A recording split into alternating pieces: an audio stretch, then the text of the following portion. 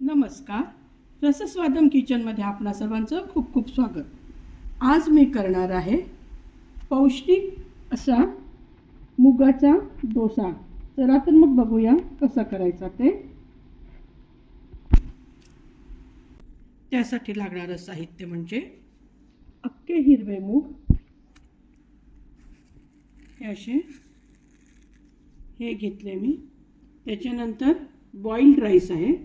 मी boiled rice वापरला. तुम्ही साधा जो तांदूळ घरात असेल, कोणताही तांदूळ, अगदी रेशनचा तांदूळ असो, कोणताही तांदूळ चालू शकतो.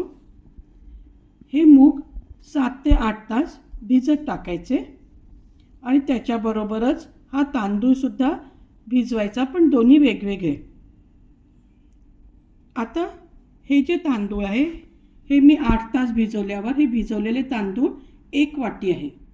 ह्याच वाटीच्या प्रमाणात आपल्याला हे भिजलेले हिरवे मूग घ्यायचे आहेत. हे बघा, 1 वाटी तांदूळ तर मी हिरवे मूग 3 वाट्या घेतले आहेत. खरं तर हे माझ्याकडे मोड आलेले तयार होते, पण मोड आणायची गरज नाही. 8 तास भिजल्यावर लगेचच तुम्ही हिरवे मूग आणि तांदूळ याची पेस्ट करू शकता. चला तर मग आता आपण इतर कोणतं साहित्य लागतं ते बघू. यासाठी लागणारं साहित्य म्हणजे मीठ आणि पाणी.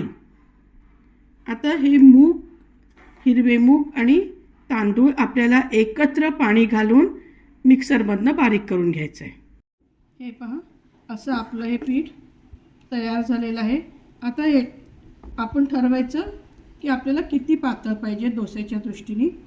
तसं मी याच्यात 1.5 वाटी पाणी घातलेलं आहे. हे एवढं टाकलं म्हणजे माझं आता 1.5 वाटी, नॉर्मल वाटीने 1.5 वाटी पाणी मी घातलं आहे मिक्सरमध्ये बारीक करताना, आणि आता अर्धी वाटी. आता यात मी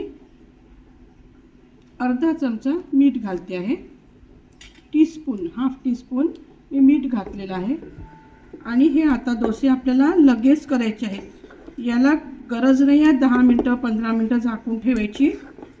हे तुम्ही केव्हाही करू शकता, सकाळच्या ब्रेकफास्टला, रात्रीच्या जेवणासाठी. आता मी इकडे गॅसवर तवा ठेवलेला आहे. आपण हा डोसा त्याच्यावर घालूया. आपण आपला तवा आधी सेट करून घेऊया.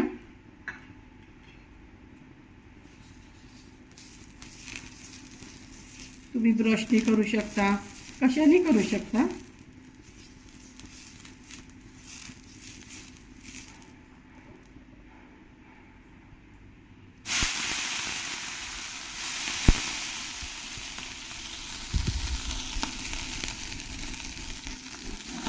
आणि लगेच हा तवा असा पुसून घ्यायचा. म्हणजे आता त्याला जेवढं टेम्परेचर आपल्या डोस्याला गरजेचं आहे तेवढा तो तवा गरम असतो.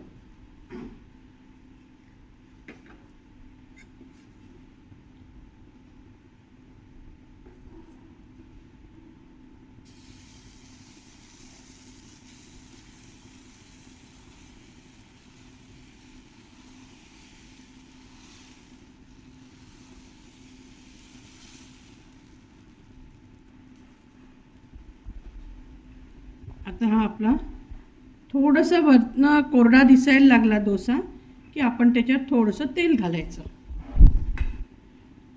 हा डोसा आता हळूहळू दिसत असेल तुम्हाला कोरडेपणा यायला लागलेला आहे. एक कधी पण ब्रेकफास्टसाठी करायचं असेल तर रात्री भिजत घाला आणि इन्स्टंट सकाळच्या ब्रेकफास्टला मिक्सर बंद काढलं की डोसे पटकन तयार.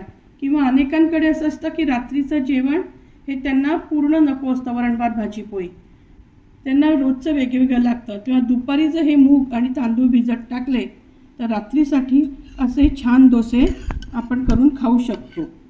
आता मी थोडंसं तेल याच्यावर घालते.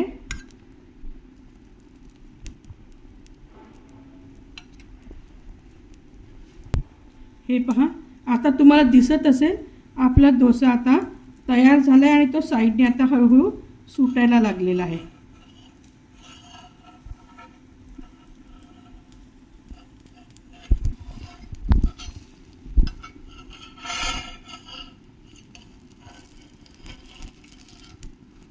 आता किती छान असा आपला हा डोसा तयार आहे.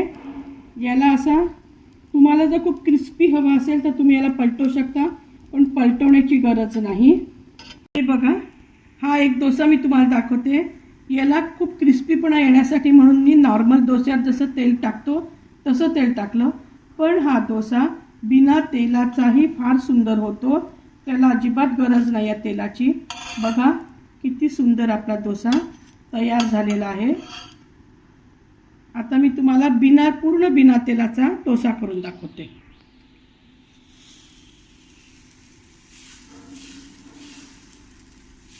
आता या डोस्याला आपण अजिबात तेल लावलेलं नाही आहे, खालून वरून कुठूनच लागणार नाही आहे. एकदम डाएटवाल्यांसाठी उत्तम आहार आहे. सात्विक, पौष्टिक आणि जसं अगदी फॅटी नको असं हे फूड आहे. हे बघा, हा पूर्ण बिना तेलाचा आहे. मी वरूनही तेल टाकलेलं नाही. बघा, तुम्हाला दिसत असेल हा कसा अगदी सहज सुटतो आहे. मला काही गरज पडत नाही त्याला काही करायची. हे बघा असा. याच्यावर आता तुम्हाला हवी ती चटणीवरती पसरवून घेतली आणि याला असा फोल्ड केला की आपला असा क्रिस्पी असा सुंदर डोसा तयार. झटपट होणारा, पोटभरीचा आणि पौष्टिक असा हा मुगाचा डोसा आहार आहे. हे बघा, हा आपला थोडंसं तेल लावलेला हा डोसा आपला तयार आहे. एकदम छान असा कुरकुरीत झालेला आहे. आणि हा दुसरा जो आहे हा बिना तेलाचा. यालाही अशा पद्धतीने चटणी लावलेली आहे. ही तिखट चटणी लावलेली आहे मी दह्यात घालून. तुम्ही या पद्धतीने खाऊ शकता किंवा कोणतीही चटणी घेऊन, कारण हा डोसा चवीला असा सौम्य असतो, त्यामुळे कोणतीही तिखट चटणीबरोबर तो जास्त सुंदर लागतो. त्यामुळे तुम्ही भाजीबरोबर, चटणीबरोबर, कशाही बरोबर हा डोसा खाऊ शकता.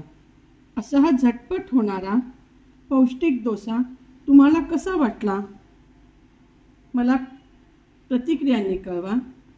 आणि तुम्हाला आवडला असेल तर माझा हा व्हिडिओ तुमच्या मित्रपरिवाराबरोबर शेअर करा आणि माझ्या या चॅनलला सबस्क्राईब करा.